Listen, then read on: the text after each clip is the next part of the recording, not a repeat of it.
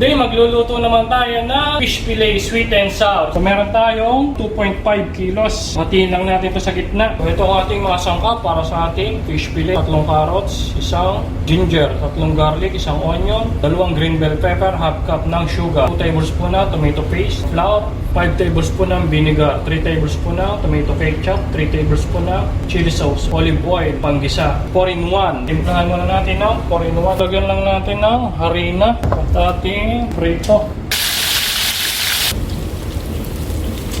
Set aside lang natin itong ating fish fillet at gagawa naman tayo ng sauce. Lagay lang tayo ng 3 tablespoon olive oil at ating igisa ang ating sibuyas at bawang. Lagay na rin natin ang ating ginger. Mix lang natin itong sugar sa 1.5 liters ng tubig, ketchup, chili sauce, 1 tablespoon ng 4-in-1, 1 tablespoon ng flour. Lagay na rin natin ng tomato paste. Alright, so ilagay na natin ito, mixture natin sa ating ginigisa. Lagyan na natin ng vinegar. Takpan lang natin at tuluin. Lagay na natin ang ating carrots. Malambot na yung ating carrots. Lagay na natin ang green bell pepper.